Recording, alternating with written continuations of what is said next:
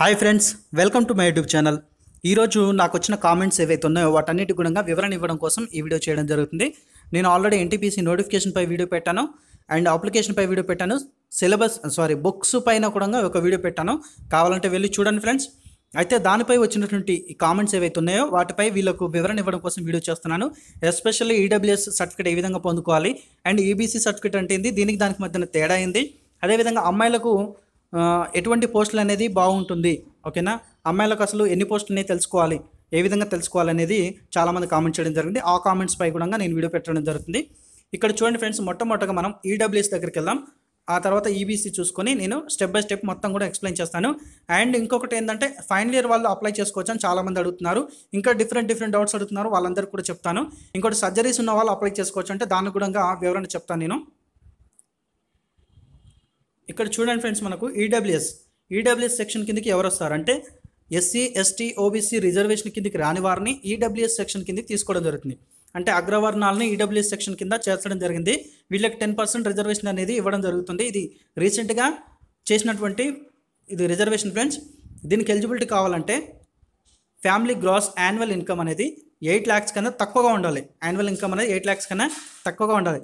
The income అనేది ఎక్కడి నుంచి కలెక్ట్ చేస్తారంటే శాలరీ, అగ్రికల్చర్, బిజినెస్, ప్రొఫెషన్, ఈ అన్ని అంశాలను పరిగణలోకి తీసుకొని మీకు వచ్చే ఇన్కమ్ అనేది 8 lakhs కన్నా తక్కువగా ఉన్నట్లయితే ఈడబ్ల్యూఎస్ అంటే ఎకనామికలీ వీకర్ సెక్షన్ కింద కేటాయించడం జరుగుతుంది. అండ్ ఇంకొక కండిషన్ చూసుకుంటే 5 ఎకరాల కన్నా ల్యాండ్ అనేది తక్కువగా ఉండాలి.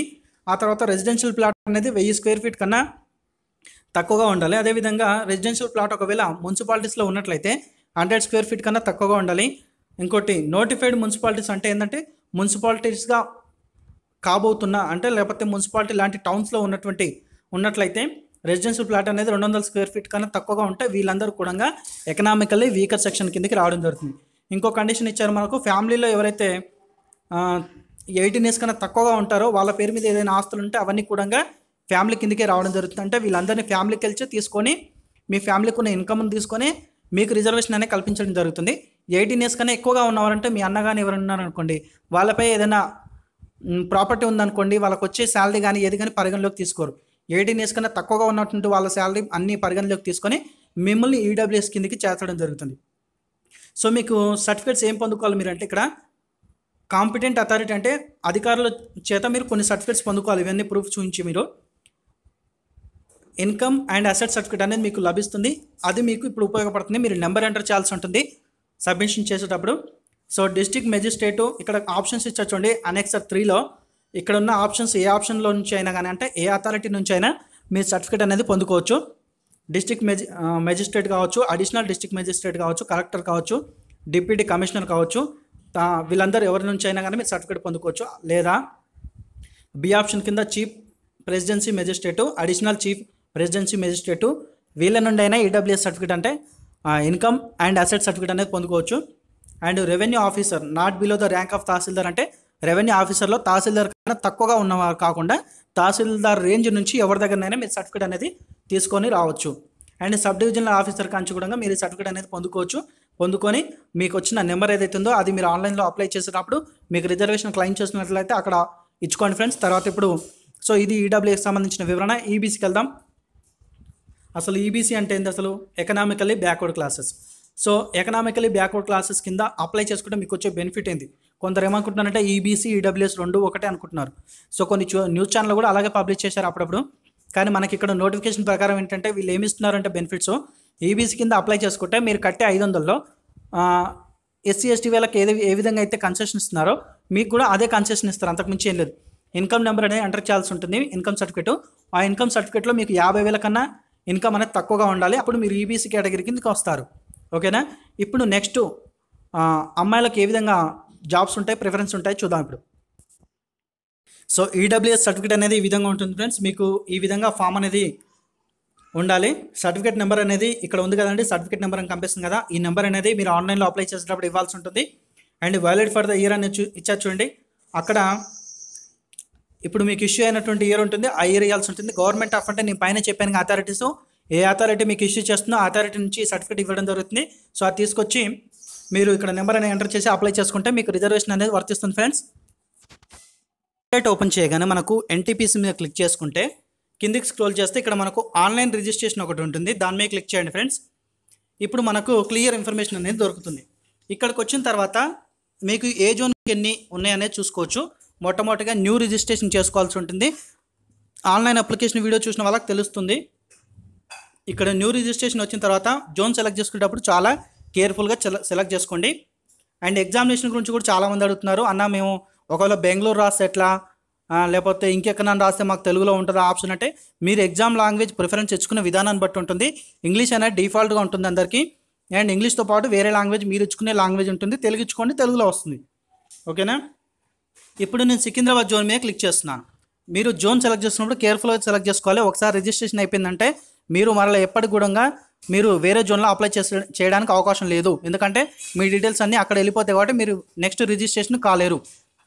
ఓకే, ఇక్కడికి వచ్చిన తర్వాత క్వాలిఫికేషన్ మీరు దేనిపైన అప్లై చేస్తున్నారు, ఇంటరా డిగ్రీయా? సో నేను డిగ్రీ హైలైట్ చేస్తాను. తర్వాత కమ్యూనిటీ ఏది ఉంటే అది ఇచ్చేసుకోండి. నేను ఫస్ట్ ఒక కమ్యూనిటీ చూపిస్తాను, ఓబీసీ ఇచ్చాను. తర్వాత మీరు ఫిజికల్లీ హ్యాండిక్యాప్డ్ క్యాండిడేట్సా కాదా, ఎస్ అయితే ఎస్, నో అయితే నో.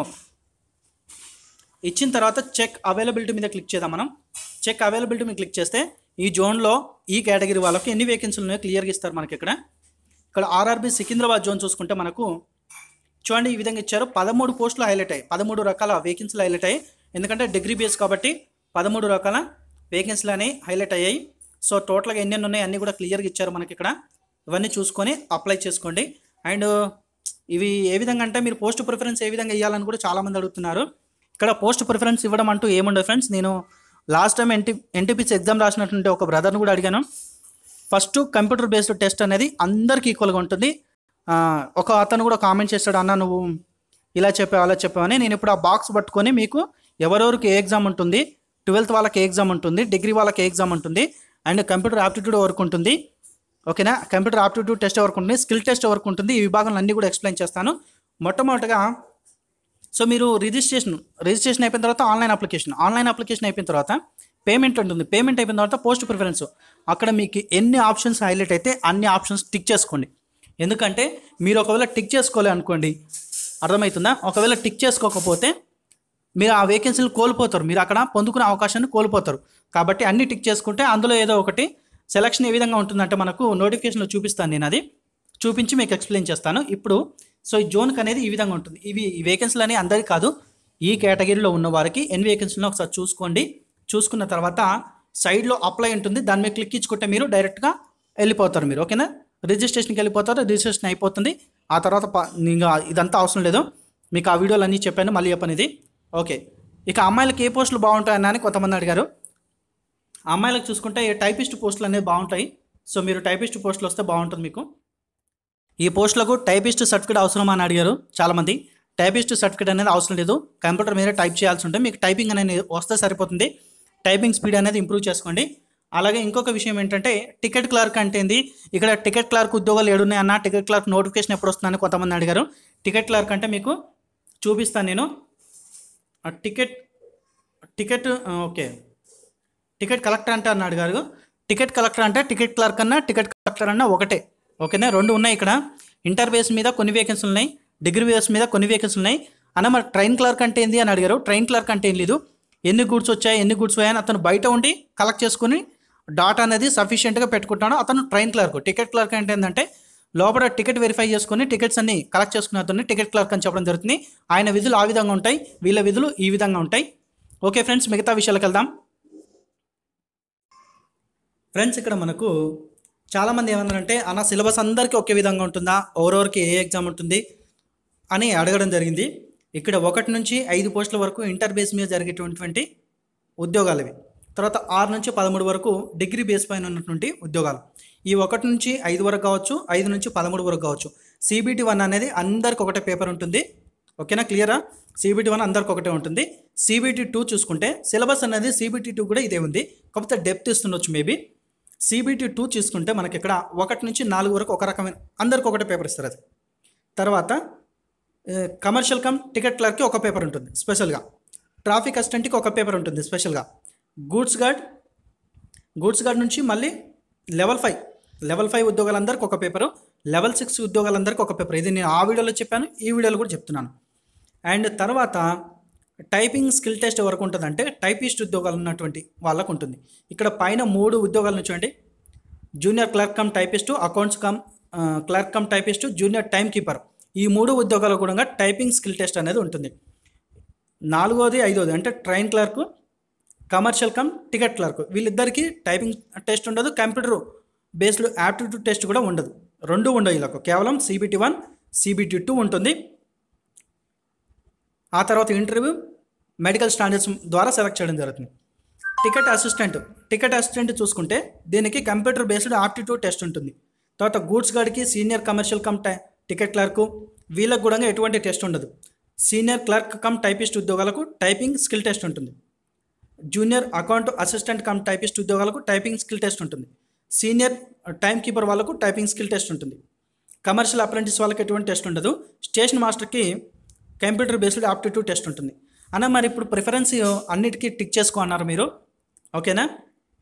ప్రిఫరెన్స్ అన్నిటికీ టిక్ చేసుకుంటే మరి మాకు స్కిల్ టెస్ట్ పెడతారు కదా, మరి ఎట్లా అని మీకు డౌట్ రావచ్చు. నాకు తెలిసిన ఒక ఫ్రెండ్ లాస్ట్ టైం ఎగ్జామ్ రాసిన అతను ఏం చేశాడంటే ఫస్ట్ CBT అయిపోయిన తర్వాత సెకండ్ CBTకి మళ్ళీ ప్రిఫరెన్స్ అనేది ఓపెన్ అవుతుంది, అప్పుడు టిక్ చేసుకోవచ్చు అని చెప్పడం జరిగింది. అండ్ మనకున్న నోటిఫికేషన్ ఇన్ఫర్మేషన్ ప్రకారం ఏంటంటే మీకు వచ్చిన మెరిట్, మెడికల్ స్టాండర్డ్స్, వేకెన్సీని ఆధారితంగా మీకు పోస్టింగ్ ఇవ్వడం జరిగింది. సో ఓకేనా? కాబట్టి అలా కాకుండా మీకు CBT 2 తర్వాత మీకు ప్రిఫరెన్స్ ఉంటుంది. ఇప్పుడు మీకు CBT 1 తర్వాత పేమెంట్ అయిపోగానే ప్రిఫరెన్స్ వచ్చినప్పుడు అన్నిటికీ టిక్ చేసుకోండి. ఎన్ని హైలైట్ అయితే అన్నిటికీ టిక్ చేసుకోండి. ఓకే ఫ్రెండ్స్, తర్వాత వేరే ఆప్షన్కి వెళ్దాం. అంటే కొంతమంది ఏమడిగారంటే సర్జరీస్ ఉన్నవారు అప్లై చేసుకో. ఫ్రెండ్స్, ఇప్పుడు మీకు ఒక చిన్న ఇన్ఫర్మేషన్ చెప్తాను. చాలామంది అభ్యర్థులు అడగడం జరిగింది, అన్న నాకు సర్జరీ అయింది, నేను అప్లై చేసుకోవచ్చా? మెడికల్ టెస్ట్ ఉంది కాబట్టి అప్లై చేసుకోకూడదని చెప్పొచ్చు. ఫ్రెండ్స్, ఇక్కడ నీకు హైలైట్ చేసి చూపిస్తాను. నేను ఇక్కడ we have undergo LASIK surgery అని క్లియర్గా ఇచ్చా చూడండి. ఇక్కడ LASIK surgery or any surgery produce to correct refractory error. So మీరు సర్జరీ అయినటువంటి వారు అంటే లసిక్ సర్జరీ కానీ వేరే అదర్ సర్జరీ అయినటువంటి వారు వీళ్ళు దీనికి ఎలిజిబుల్ కారు. సో ఇక్కడ మెడికల్ స్టాండర్డ్స్ ఇచ్చారు కదండి, ఈ స్టాండర్డ్స్ ప్రకారం మీకు లేనట్లయితే, సర్జరీ ఉన్నట్లయితే ఖచ్చితంగా మీరు ఎలిజిబుల్ కాదు. ఇంకొక విషయం, చాలామంది అన్న నేను ఫైనల్ ఇయర్ చదువుతున్నాను అప్లై చేసుకోవచ్చా? బీటెక్ ఫైనల్ ఇయర్ చదువుతున్నాను, తర్వాత డిగ్రీ ఫైనల్ ఇయర్ చదువుతున్నాను, అప్లై చేసుకోవచ్చు అంటే ఎట్టి పరిస్థితుల్లో మీకు ఎటువంటి ఛాన్స్ లేదు. అంటే ఛాన్స్లు అంటే ఇంటర్ మీద అప్లై చేసుకోవచ్చు, డిగ్రీ చదువుతున్నారు సో ఇంటర్ మీద అప్లై చేసుకోవచ్చు, కానీ డిగ్రీ మీద అప్లై చేసుకోవడానికి ఎటువంటి ఛాన్స్ లేదు. సో ఇక్కడ మనకు క్లియర్గా ఇచ్చారు, ఒకసారి మీకు చూపించి నేను ఎక్స్ప్లెయిన్ చేస్తాను. ఎడ్యుకేషన్ క్వాలిఫికేషన్ దగ్గర చూపించి ఎక్స్ప్లెయిన్ చేస్తాను. వెయిటింగ్ ఫర్ రిజల్ట్ ఎవరైతే ఈ 31/3/2019 నాటికి రిజిస్ట్రేషన్ క్లోజ్ అయిన నాటికి, closing date of online registration నాటికి మేము ఇంకా రిజల్ట్ కోసం వెయిట్ చేస్తున్నాం, మేము అప్లై చేసుకుంటాం అంటే నో ఛాన్స్. మాకు రిజల్ట్ వచ్చేసింది ఆల్మోస్ట్ అంటే రిజల్ట్ వచ్చేసింది, స్కోర్ కార్డు ఉందంటే అప్లై చేసుకోవచ్చు. ఓకేనా? ఇప్పుడైతే క్లియర్ కదా. ఇంకోటి చాలామంది తమ్ముళ్ళు అడిగారు, ఇంటర్ క్వాలిఫికేషన్ ఈక్వాలెంట్ ఏంటంటే ITI డిప్లొమా ఉన్న వాళ్ళు కూడా ఇంటర్ క్వాలిఫికేషన్ ఉన్న జాబ్స్కి అప్లై చేసుకోవచ్చు. ఫ్రెండ్స్, ఎవరు కూడా క్యాస్ట్ సర్టిఫికేట్లో అప్లోడ్ చేయాల్సిన అవసరం లేదు. అంటే SC ST వాళ్ళు మాత్రం ఎవరైతే ఫ్రీ ట్రావెల్ అలయన్సెస్ వాళ్ళు కోరుకుంటున్నారో వాళ్ళు మాత్రం, ట్రావెల్ అలయన్స్ కోరుకునే వాళ్ళు మాత్రం వాళ్ళ సైజ్ ఇచ్చాను, ఎంత సైజులో అప్లోడ్ చేయాలో నేను ఇచ్చాను నోటిఫికేషన్లో. మీరు కూడా నోటిఫికేషన్ చదువుకున్న తర్వాత సరిపోతుంది, వీడియో చూసినా సరిపోతుంది, ఆ సైజులో అప్లోడ్ చేయాల్సి ఉంటుంది. OBC వాళ్ళు కూడా, మైనార్టీ వాళ్ళు కానీ ఎవరైనా అప్లోడ్ చేయాల్సిన అవసరం లేదు. నెంబర్ అని అడుగుతారు, ఆ నెంబర్ టైంలో నెంబర్ ఇచ్చేయండి. మీరు డాక్యుమెంట్ వెరిఫికేషన్ టైంలో ఈ సర్టిఫికేట్స్ అనేది ఉంచుకోవాలి, లేనట్లయితే మీరు అన్రిజర్వ్డ్ కేటగిరీకి వెళ్ళిపోతారు, మీకు రిజర్వేషన్ అనేది వర్తించదు. ఓకే ఫ్రెండ్స్, ఇది వీడియోకి సంబంధించిన ఇన్ఫర్మేషన్. మీకు ఈ వీడియో కనుక నచ్చితే వీడియోని లైక్ చేయండి, అలాగే తప్పకుండా వీడియోని షేర్ చేయండి. Thanks for watching.